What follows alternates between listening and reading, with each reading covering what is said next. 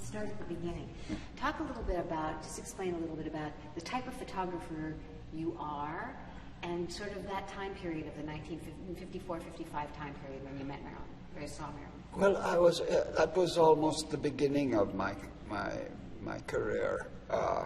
And she was so attractive, so beautiful, so gorgeous. You know, you couldn't resist her. She was on everybody's mind. And so I took a lot of snapshots of her.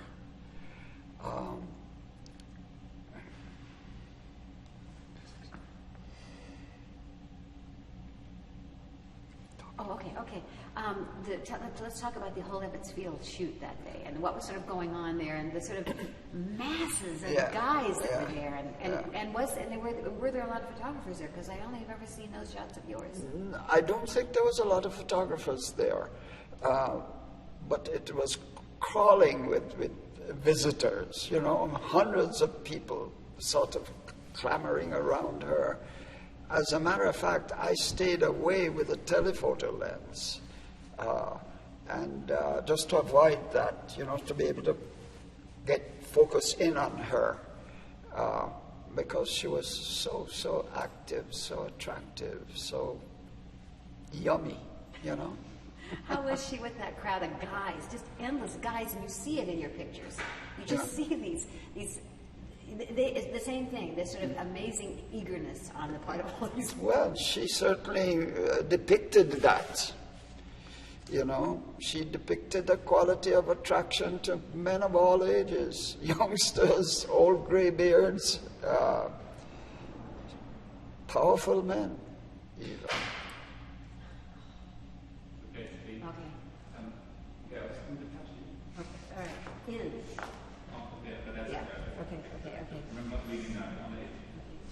From your perspective, as you were telling me before, this way. Okay. You were telling me before your perspective as a photographer. Talk a little bit about what you did, how you would see a picture, the difference in working with her. You know, when you said you for content, I loved that when you said that.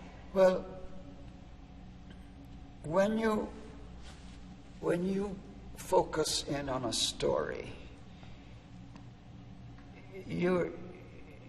all your antenna is out. What you like, what you don't like. You react emotionally to the emotional output of the subjects. Sometimes the relation of one person to another. That's why we shoot a lot of sequences. It's like almost movies in stills sometimes.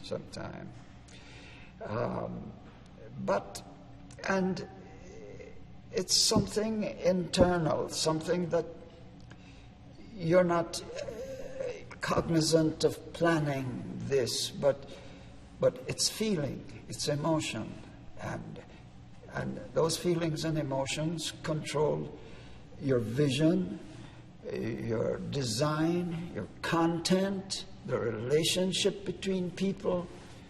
That's the whole story.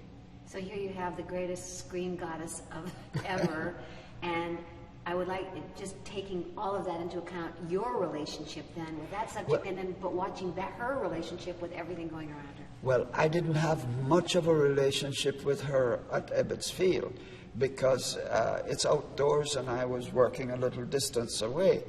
But when they were doing 7 Year Itch, I was right in the below the window and right behind her. And, you know, she was just too perfect. Tell the story of the behind her. Well, she had a very expressive derriere. And I took a lot of pictures of it. One Italian magazine ran 8 pages of her derriere alone. And it said something about una ragazza da sposare, a girl to be married. It was funny. It was funny. She didn't mind.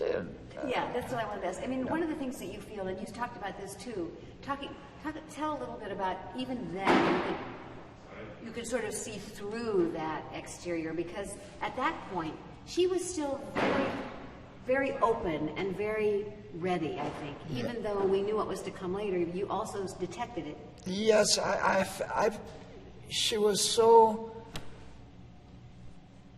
it was like a bee and honey.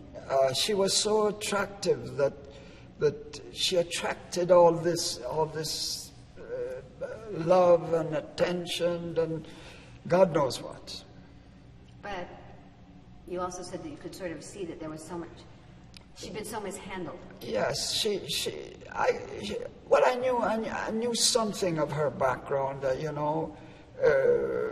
Norma Jean Mortensen and the first marriage and all that, and her fight to come up, on top, and I just felt sorry for her in that respect, because she had a rough road to hoe, and I just sensed that. But I knew it from a little bit of information about her background, just like everybody else reads in the papers, And of course she was hot news. Of course. But you got her at that very right moment. I mean, you sort of got her in the DiMaggio time still. Yes. And still in the coming up time. I think DiMaggio was probably the best thing for her in a way. I was amazed when, what's that writer's name again? Arthur Miller. Arthur Miller married her. I couldn't see a man of his temperament and knowledge and standing falling in love with a little girl, like that. I didn't understand that. When you were in that little area with her, they're doing the window shots. Yeah. There are a couple other guys there with you who Elliot Erwitt, for example, and I. I don't recall Elliot being there. Yes, he was there. Both of you were there. Well, I've seen shots from both of you. But talk a little bit just about that, her way of relating to you, the crowd outside. I mean, those are beautiful pictures, yours of her. You only have to point a picture at that girl and she's on, I mean a camera. She was made for a camera. She was created to be a subject, a gorgeous subject, and that's it. Did she enjoy herself, do you think? I think so. I think she felt a certain warmth in giving this love to everybody. It looked real. It felt real.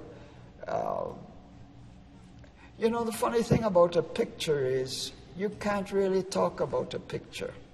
A picture speaks for itself. Which yours did, by the way. Absolutely. I mean, just that's what I was saying to you before. And when searching through so many contact sheets and stuff that I've looked at, and knowing the Magnum file the way I sort of do because of Misfits, I had not seen these things, and they just absolutely stood out.